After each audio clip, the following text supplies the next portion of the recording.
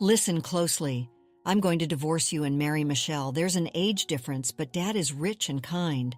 I'll be happy, so please divorce him for my sake. Are you listening? I had suspected something before, but it seems that my husband Patrick and our daughter Michelle were indeed romantically involved. Marry Michelle? I don't understand what you mean. We've been dating for a long time. I love Michelle. Patrick revealed his relationship with Michelle without any remorse, even appearing proud of it. If I have to choose between two people with the same face, one an older woman and the other a young lady, of course, I choose the younger. She looks like you, so it's fine, isn't it? It turns out their relationship has been going on for nearly 21 years. It's unbelievable, but it means they've been deceiving me for all these years. Patrick is 57 and Michelle is 39. Despite the significant age difference, it seems to make no difference to them. Seeing my shocked expression, the two of them laughed out loud as if they found it amusing. Giving Patrick the benefit of the doubt is one thing, because our marriage had turned cold a long time ago, but what hurt more was the betrayal by my daughter, Michelle, whom I had raised with all my effort. So, I decided to reveal a certain truth to her that I had kept hidden until now. Upon hearing it, Michelle instantly turned pale. My name is Samantha. When I was 29 years old, my husband, who was healthy and still in the prime of his working life, tragically died in an accident. In my grief, I knew I had to keep going because of my only daughter, Michelle. To support Michelle, who was just 10 and feeling insecure after suddenly losing her father, I worked tirelessly. Although there was some financial support from my parents, I couldn't rely on it forever, so I juggled multiple jobs to make ends meet each month. I worked at a cafe during the day and at a bar at night. During the day, Michelle stayed at daycare, and at night, she would go to my parents' house. Though I didn't want to make her feel lonely, my job necessitated cutting down on our time together. On the few days off I had, I spoiled her as much as possible, buying her favorite things and taking her to places she wanted to go. That was what kept me going. This life continued for years, and Michelle turned 18. She was accepted into the college she hoped to attend and was set to start living on her own. When leaving home, Michelle said to me, "Mom, thank you for raising me. Enjoy your life at your own pace now." At that time, I was dating a man, Patrick, a regular at the bar where I worked. He didn't change his attitude even after learning I was a widowed single mother. "It's admirable how you've raised your daughter so well." He even complimented me. He was a very kind man. Encouraged by Michelle's words, I decided to remarry Patrick. Once Michelle's college enrollment and move were settled, I introduced Patrick to her. "Nice to meet you. I'm Michelle," her daughter said. "Nice to meet you, Michelle. Well, you look just like your mom, and you're beautiful too." Patrick was surprised by how much Michelle and I resembled each other. Indeed, Michelle had grown to look just like I did when I was younger. "I hope you two will have a happy marriage life," Michelle greeted him politely. Despite making her feel lonely all these years, she now wished for my happiness.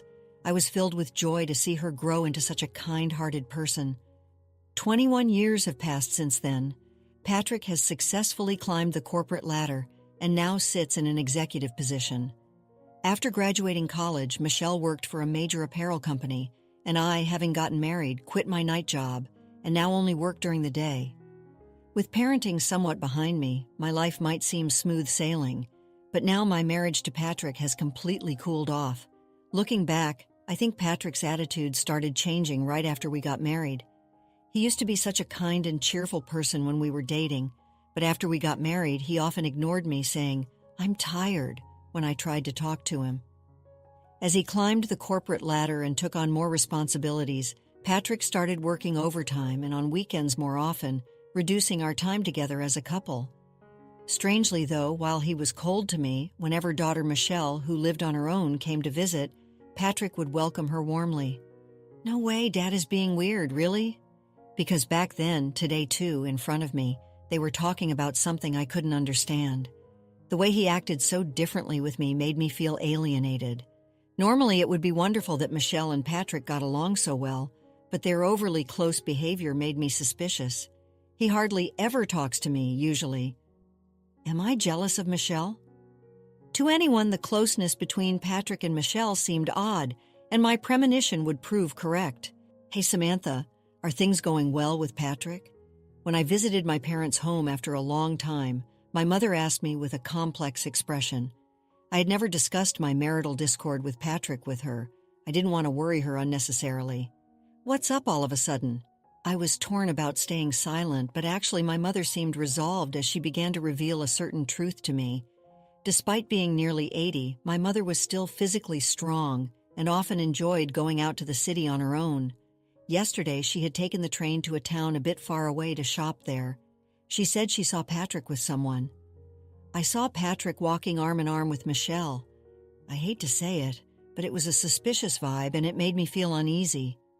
Wait a minute, that can't be right. Patrick is in Germany right now. He shouldn't be in the U.S. Patrick had been away on a business trip to Germany since yesterday. I thought it must be a case of mistaken identity by my mother, but she insisted that it was Patrick and Michelle she saw. At first, I thought I was mistaken too because they looked so much alike. Look at this.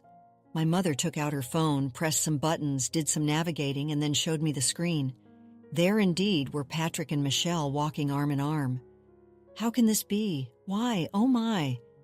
I knew it wasn't a mistake. What could this mean? Why was Patrick, who was supposed to be on a business trip in Germany, walking so intimately arm in arm with Michelle? On paper, the two are parent and child, but they share no blood relation, and in the photo they looked more like lovers than parent and child. Could they be hiding something from me? No, that can't be. I couldn't bear the thought, but it sent shivers down my spine. I had to find out for sure, so I immediately called Patrick. After several rings, a disgruntled Patrick answered, "What's the rush? I'm still outside. If it's not urgent, let's talk later." Hey, where are you now? You're on a business trip, right? Of course, I just arrived at the airport in...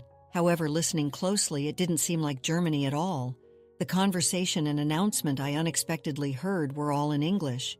Hey, I just heard English. Are you really in Germany? Oh, well, that was a colleague's voice. Others are here on the trip too. We're about to go through customs. I'm busy, so I'm hanging up. Patrick hung up the phone unilaterally, flustered by my pointing out that his behavior was suspicious. Following that, I gave Michelle a call. Hello, what is it, Mom? Michelle answered my call with a very normal demeanor. Hey, Michelle, where are you right now? I asked Michelle the same question I had asked Patrick. Oh, where? I'm out eating with a coworker, but what about it? Michelle's tone was utter calm. No, it's nothing. Sorry for calling suddenly. I hung up the phone. Michelle seemed far from lying, but I noticed something. The lively music and announcements floated in the background while I spoke with Patrick earlier. The same sounds were in the background of Michelle's call. Just as my mother said, the two were secretly together at the same place. I was sure of it. Days passed with this uneasy feeling, and Patrick's 60th birthday was approaching. The plan was to host a birthday party at home with Michelle invited. I was reluctant to meet Michelle, considering my suspicions about their relationship, but I couldn't just cancel the gathering abruptly, so I suppressed my feelings and prepared for the birthday. On the day, Michelle arrived as scheduled. Here you go, a gift for Dad. You said you liked this before, right? I found it at the store and thought you'd be pleased. Michelle handed Patrick a bottle of wine, indeed his favorite brand. Oh, you remembered. I'm delighted. Let's drink it together right away. Hey, Samantha, hurry up and get the food ready. Contrary to his behavior with Michelle, Patrick treated me almost like a maid.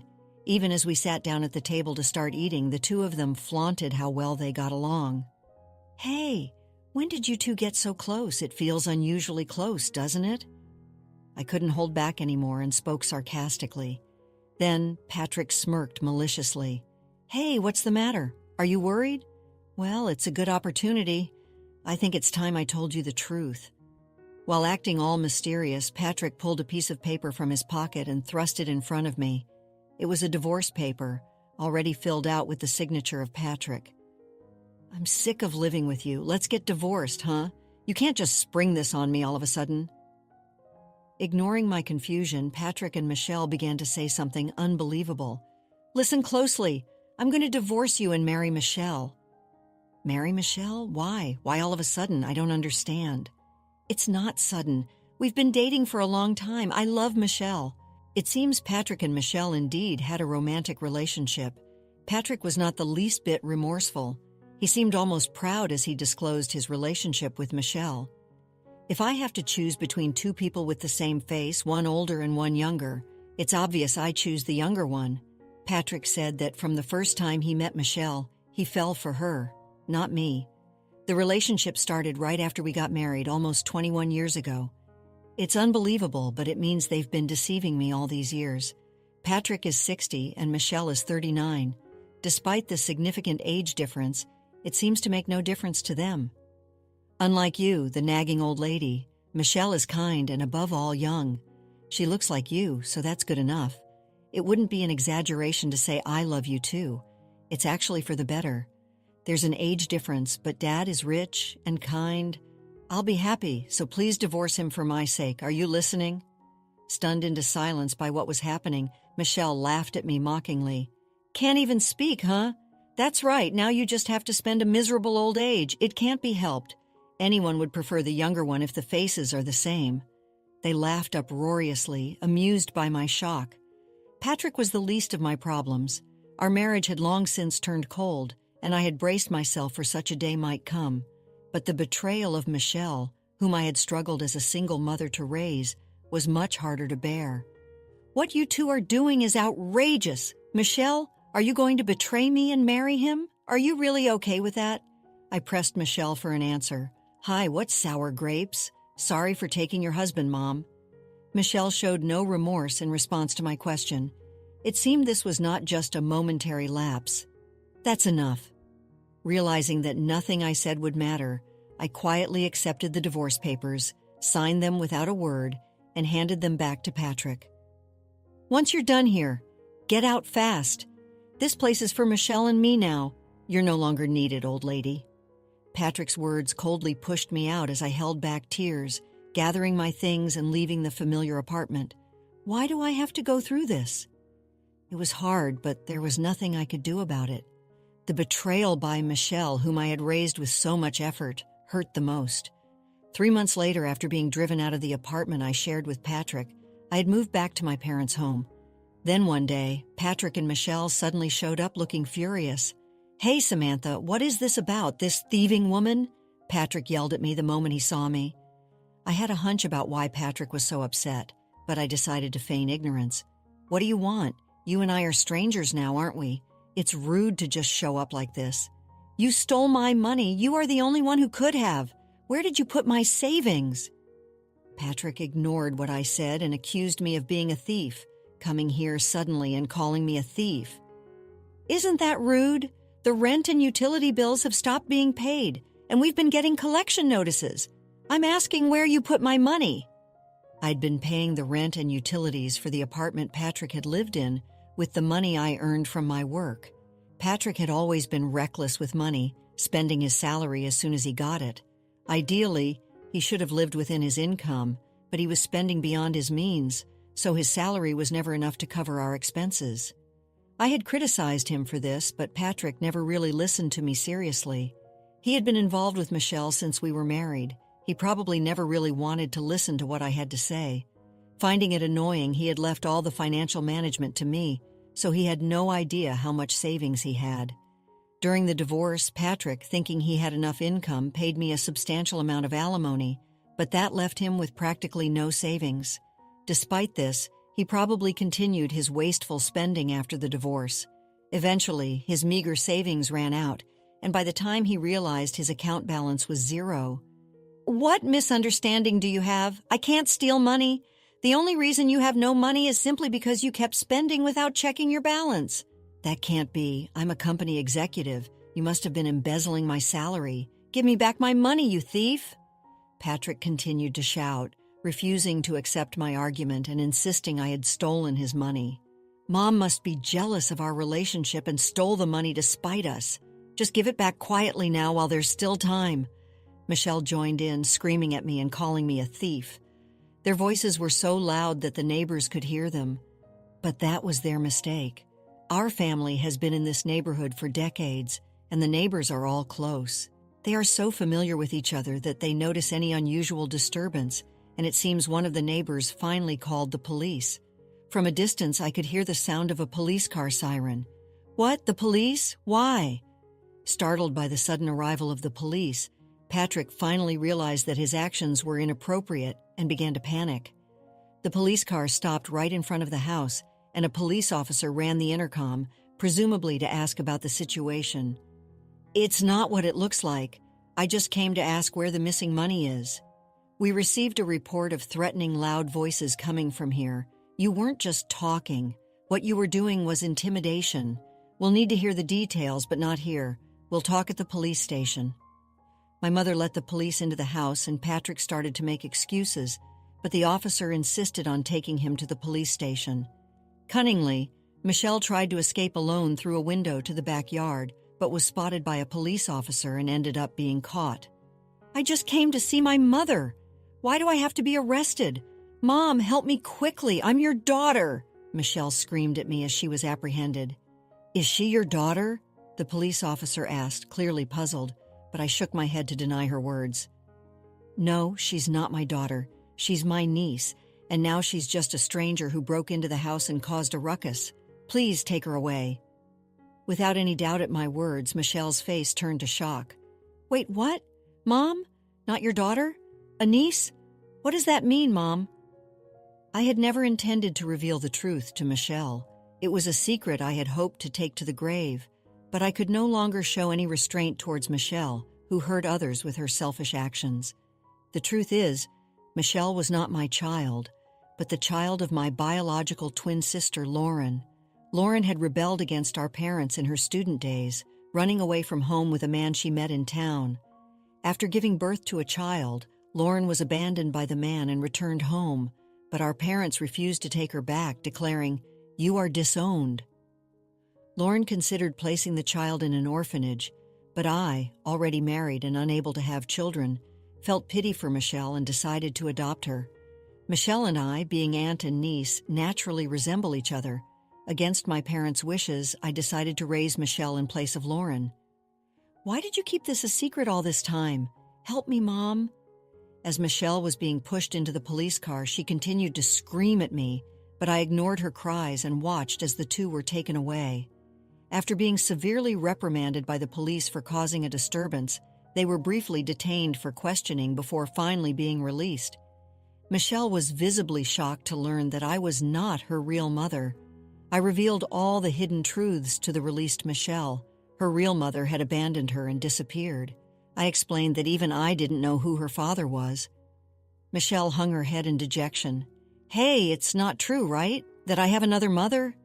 "Yes, it's true. I've always cared for you as if you were my daughter, but maybe I spoiled you too much." Beside Michelle, Patrick also looked down guiltily. The police had pointed out that the disappearance of the savings was not due to my embezzlement, but because he had spent carelessly without checking his balance. "I apologize for everything up to now. So could you lend us even a little money? We were married after all, please. I may not be your daughter, but we are still a blood-related family, right? Is it okay to just let your family suffer?" Despite their previous actions, they started begging for money again, but both my parents and I expelled them from the house. "Never appear before us again. You are nothing to us, not family or anything." Rejected harshly by us, they then tried to borrow money from Patrick's parents and friends. However, Patrick's reputation as a man who had betrayed his wife and had an affair with her daughter spread, and no one was willing to lend them money. Finally realizing they had to live within their means, they began to live in a small apartment. But then, a woman in her 60s, wearing too young makeup and an age-inappropriate miniskirt, suddenly visited Michelle. This woman, who had abandoned Michelle and been out of contact for years, was Lauren, my twin sister. "Michelle, you've grown up to be a fine adult. I'm your mom. I'm in trouble because I have no money. Take care of me." Startled by the sudden appearance of this unknown woman, Michelle and Patrick tried to send Lauren away. "Your real mother is in trouble. You're my daughter. You should help me." But Lauren forcefully entered the apartment. After being disowned by our parents, Lauren never settled into a steady job, instead moving from one worthless man to another, and now she's drowning in debt. She came to the apartment because I and our parents had previously told Lauren where her daughter Michelle was living. Recently desperate for money, Lauren had visited our elderly parents for the first time in decades to ask for money. That's when I suggested, "Why don't you ask your real daughter?" and gave her Michelle and Patrick's apartment address. "What's the deal? You abandoned me and now you show up claiming to be my mother? Get out!" "Huh, I'm not leaving. I'm your real mother, so it's only natural that you should support me, right?" They began yelling and arguing. Despite Michelle's resistance, Lauren forcefully settled into the apartment where Michelle and Patrick were living. Patrick ended up using most of his retirement savings to pay off Lauren's debts, and now he had to support her as well. After retiring, Patrick had to work part-time at construction sites and security companies to make ends meet, pushing his aging body to earn income. Michelle also reluctantly started working at night, but all her earnings were taken by Lauren. The money they earned from their jobs was taken by Lauren. Eventually, tired of his earnings being spent on the constantly fighting mother and daughter, Patrick seems to have disappeared. Michelle, left behind, is forced to live with her mother, Lauren. Michelle will likely continue to be exploited by her mother. While I feel sorry for her, I've come to think that this is perhaps for the best. Meanwhile, I've recently met a man through a hobby who lost his wife several years ago and now lives alone. We haven't decided whether to formalize our relationship, but we enjoy a good relationship, visiting each other's homes and spending time freely. He is an excellent cook and often makes my favorite dish, hamburgers. It's been a long time since I felt this fulfilled. When I'm with him, time seems to flow gently, and I find myself naturally smiling. Perhaps this simple life is the happiest. As I enjoy these peaceful days, I plan to keep moving forward, one step at a time. Let's conclude the story shortly. Life took an unexpected turn for Michelle. Abandoned once as a baby, she found herself abandoned again by the man she chose over her mother, leaving her to face the consequences of her actions alongside the very mother who had left her years ago. Karma, it seemed, had a way of evening the score. As for me, I found peace and a renewed sense of hope. The betrayal, though painful, ultimately freed me from a loveless marriage and brought a newfound light to my days. The man I met, with his kind heart and delicious hamburgers, reminded me that happiness can be found in the simplest of things, especially after weathering life's storms. It was a testament to the fact that even after hardship, the possibility of new beginnings and genuine connection always remains. After experiencing the full journey of our story, we'd love to hear your thoughts. How did the story resonate with you? Don't forget to like, subscribe, and stay blessed. Thank you for watching, and see you in the next story.